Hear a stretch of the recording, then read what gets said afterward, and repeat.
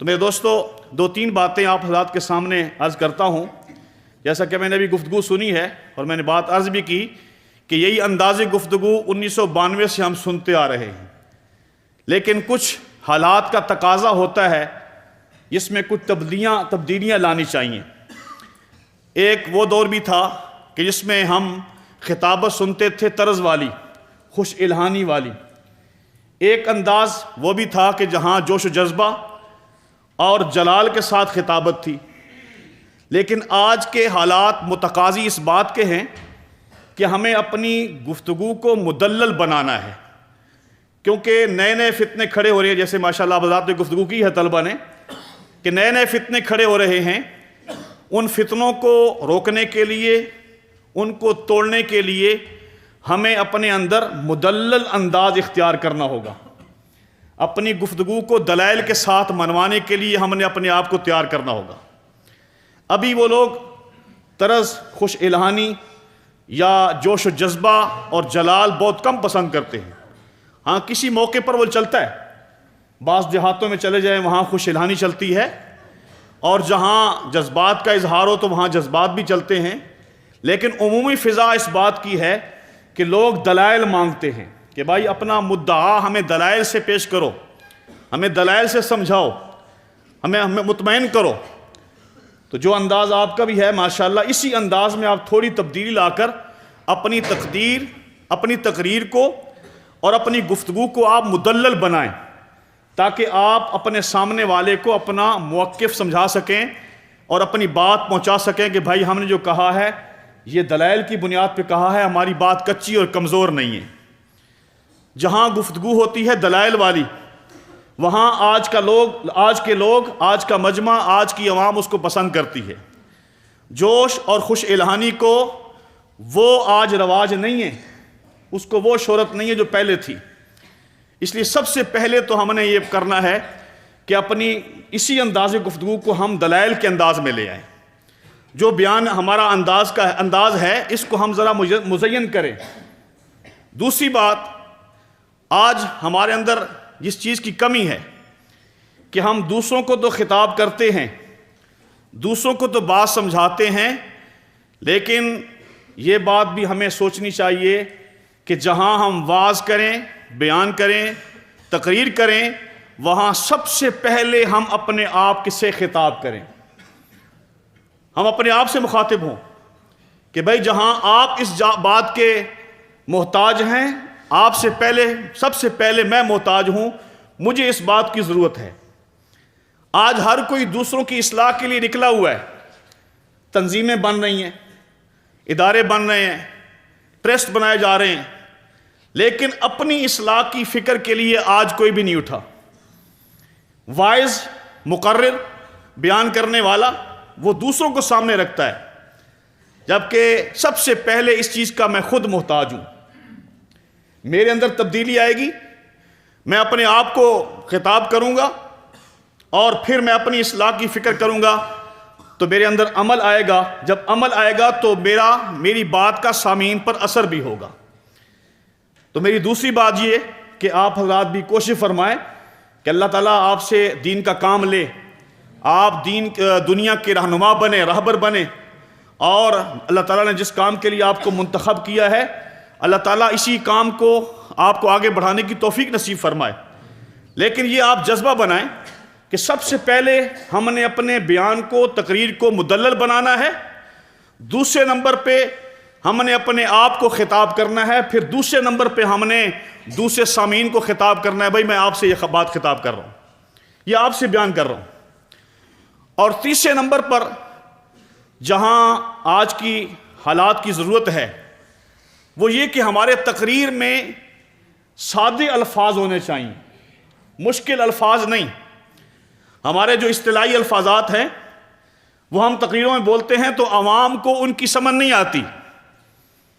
عوام دیکھتی ہے منہ، یہ کیا کہہ رہے ہیں مولوی صاحب۔ بہت سارے ایسے مقررین سے اتفاق ہوا بیان سننے کا، تو علماء تو ان کی بات کو سمجھتے ہیں لیکن عوام کے پلے کچھ نہیں آتا۔ اس لیے آپ نے انشاءاللہ یہاں سے فارغ ہونے کے بعد جہاں آپ نے تدریس کے فرائض سر انجام دینے ہیں، تبلیغ کے، تصنیف کے، وہاں آپ نے مقرر بھی بننا ہے، خطیب بھی بننا ہے، اور آپ نے وہاں اپنے معافی ضمیر کے اظہار کے لیے دور دراز علاقوں میں جانا ہے۔ تو یہ بات میری آپ ذہن میں رکھیں کہ آج کل لوگ اصطلاحی الفاظ نہیں سمجھتے، مشکل الفاظ نہیں سمجھتے۔ ہم جس طرح اپنے طلبہ میں اپنے الفاظ وہی جو رٹے رٹائے چلے آتے ہیں، وہ کہتے بھی ہیں، سنتے بھی ہیں، سناتے بھی ہیں، لیکن عوام الناس میں ان الفاظ کا کوئی خاص اثر نہیں ہوتا۔ اس لیے تیسری میری بات آپ سے گزارش ہے کہ آپ مجمع میں جب خطاب کریں تو آپ کے سادہ الفاظ ہونے چاہیے۔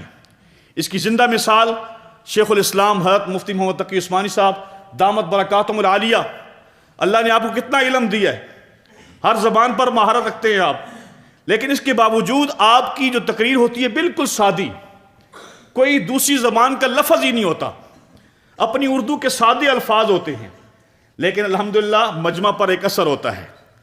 اس لیے میری آپ سے گزارش ہے، چونکہ آپ میرے اس گلشن کے ہم رفیق ساتھی ہیں، دوست ہیں، ہم ایک ہی پیالے کے ہم نوا ہیں، ہم نوالا ہیں، تو میرے دوستو اس لیے آپ سے وہ باتیں کہ چونکہ یہاں سے پڑھنے کے بعد، پڑھانے کے بعد، ایک عرصہ یہاں گزارنے کے بعد عوام الناس میں کام کرنے کا اللہ نے موقع دیا ہے، تو یہ ساری چیزیں دیکھنے کو ملی ہیں۔ اس لیے آپ سے یہ بیان کر رہا ہوں کہ آپ حضرات جب جائیں تو ان چیزوں کا آپ خاص طور پہ خیال کریں کہ آپ کے سادے الفاظ ہونے چاہیے، اور بالکل کوئی جو ہے مشکل الفاظ نہیں۔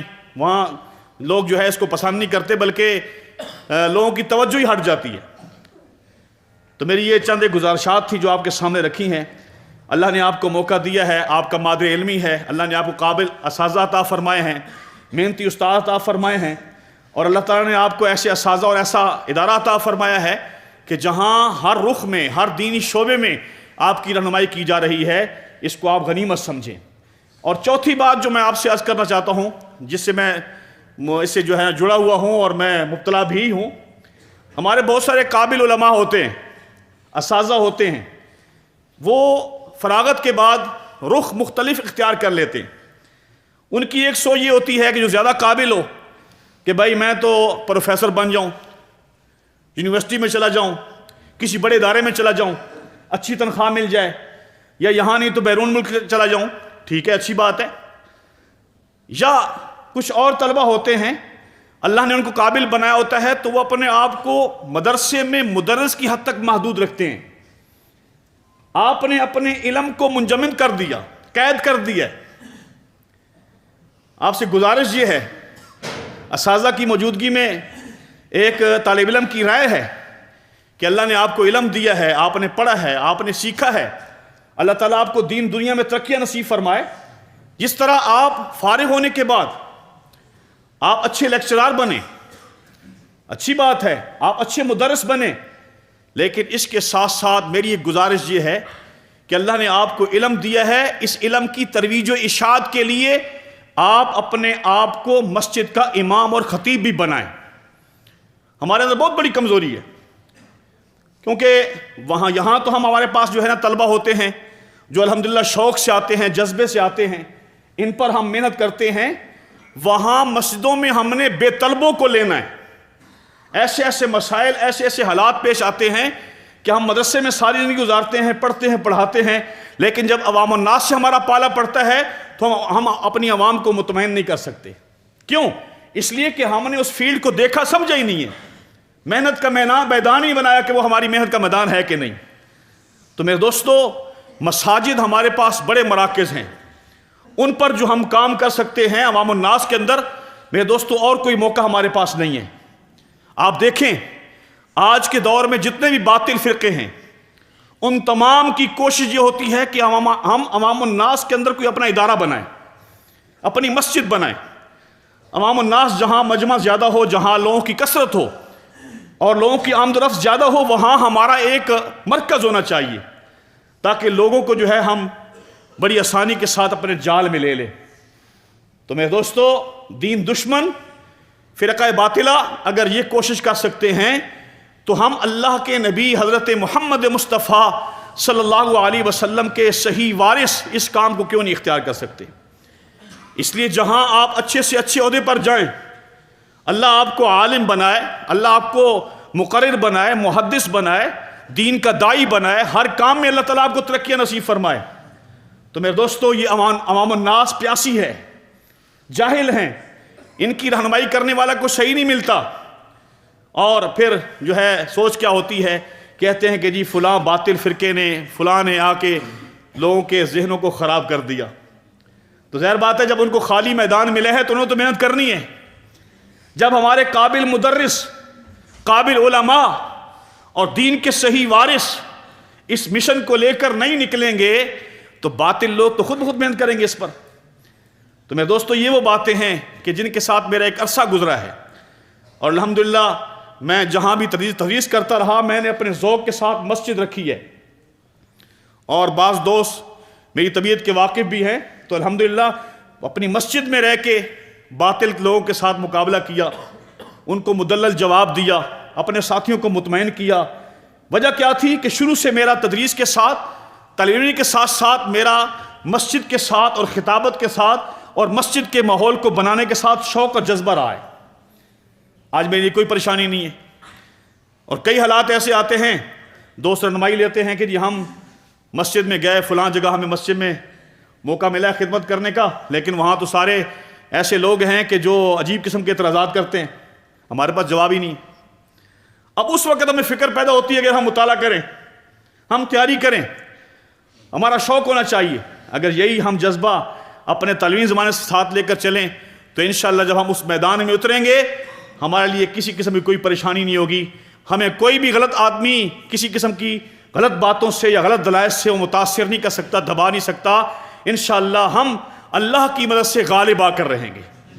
تو یہ میری چند گزارشات تھیں جو جن کے ساتھ میں خود مبتلا بھی ہوں، کیونکہ آپ میرے اس یہاں رفیق سفر ہیں، میرے مادر علمی کے ساتھی ہیں، دوست ہیں۔ میرا حق بنتا ہے کہ جو چیزیں میں نے دیکھی ہیں وہ آپ کے سامنے بیان کروں، تاکہ آپ بھی جب یہاں اس مادر علمی سے نکلیں، آپ اس میدان کے اندر، سارے میدانوں کے اندر کام کریں، تو آپ اس کے لیے پہلے تیار ہوں۔ اللہ سے دعا ہے اللہ تعالیٰ مجھے بھی اور آپ حضرات کو بھی صحیح دین کے ساتھ جڑے رہنے اور دین کے کام کرنے کی توفیق نصیب فرمائے۔ اللہم لک الحمد و لک الشکر کما انت اہلہ۔